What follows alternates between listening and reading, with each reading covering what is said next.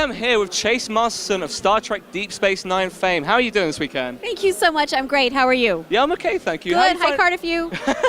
How you find the convention so far? It's great. It's a really diverse convention. There's so much going on here in terms of science fiction, fantasy, horror. There's literary. There's a lot of novelists that are really well respected, and actors, of course. And in addition to that, they've got a really great theater for us. They've got a really exceptional stage show by Area 51.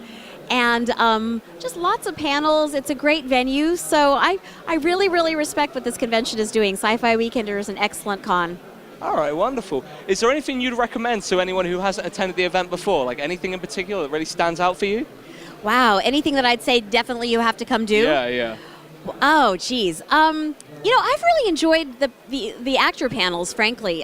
Getting to hear Peter Davidson on stage and Fraser Hines, of course, of Doctor Who fame. And I don't know, it's just been really a neat weekend looking into the minds of actors and writers. And if you want to know how series are made or what makes writers tick and be able to put wonderful science fiction on the screen, it's definitely a great place to be. I think part of the reason that science fiction is so popular is because of the stories being so transcendent. You know, they're really about wonderful issues. And so it's neat to come together with fans who appreciate those issues. Yeah.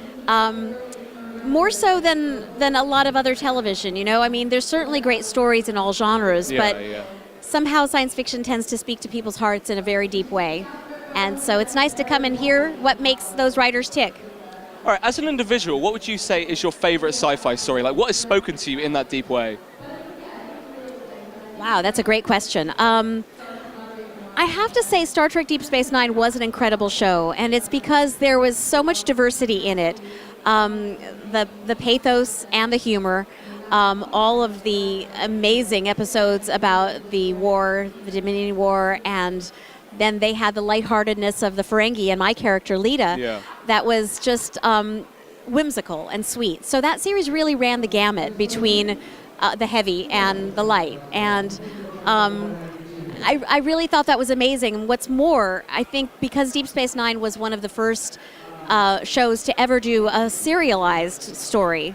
So where shows before that ran episode to episode, like the Next Generation did one episode and then the next week was a different episode, but there wasn't a lot of through line. Deep Space Nine really relied on the audience to watch from week to week, and that's a huge risk for a show to take. It's a great risk for writers to take, and it worked, thankfully. It really set the pace for a lot of other serialized television. Yeah. What's it like doing a signing? Because you've been here for a while now. Like, I imagine my hand would get really tired really quickly. What's it like? Well, there are worse jobs. Yeah, I can imagine. Absolutely. Definitely. And it's really a blessing. We raise lots of money for charity. I support Homeboy Industries. I've mentored kids coming out of gangs there since 2008. That's at homeboyindustries.com. I'm promoting a new project called Vienna through Doctor Who Big Finish, and that's a lot of fun. So, I mean, you get to do a lot of things and meet people who appreciate your work. And, yeah, there's a lot of energy. You're on all day, but it's a huge blessing. I mean, how many actors are really talented and never get even a fraction of this, you know? I mean, you mentioned Big Finish. I believe Peter Davidson, who's also in attendance, he was the one who got you involved with that, right?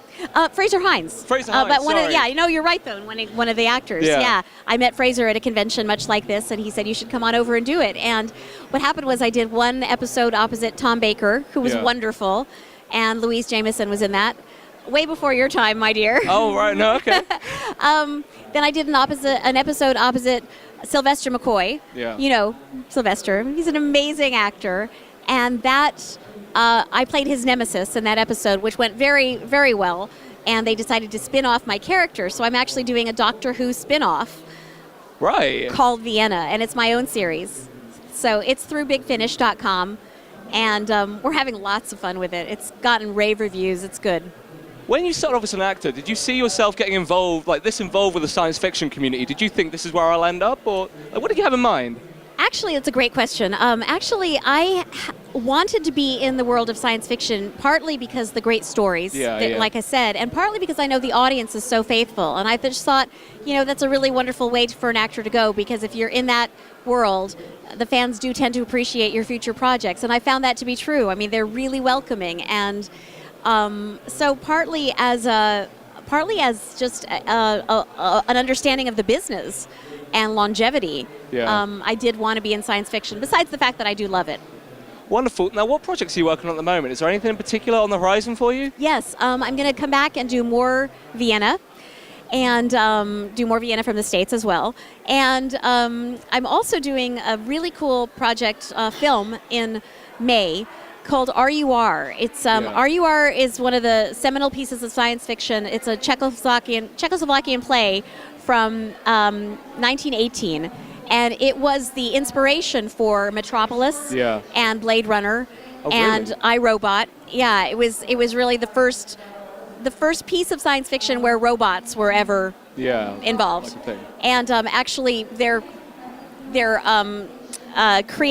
created humans. They're not robots mechanically, but they're genetically engineered human beings. And issues of human rights and lots of really profound topics come up. Yeah. So we're doing that as a concept piece in May to raise money for the feature. So it's going to be fun. Okay, And I have a great role in that. Oh, excellent. Okay, last question. Now, you're in Wales. What's your favorite whale, like species-wise? My favorite whale. Wow. I had never thought of that. Gosh, I don't like killer whales. They're mean, right? They're mean. Yeah, They're the mean. name, it kind of precedes them. That's a I don't reputation you can't know. shake. You're my favorite whale. Am I? Are you my favorite whale? Wonderful. Oh, yeah, okay, I'll be a whale. You'll I'll be be a my whale if favorite you want me to whale. be a whale. That's fine. Well, isn't that what you'd call whales? Whale people? Do People you from call Wales? people from Welsh Wales? people. Well, oh, yeah. I'm also not from Wales. I study in Cardiff, but You I'm do? from England. Oh, you're from England. Okay. Yeah. Okay. That's All right. where my horrible posh accent comes from. Oh, I'm sorry. Oh, no, it's quite excuse all right, me. darling.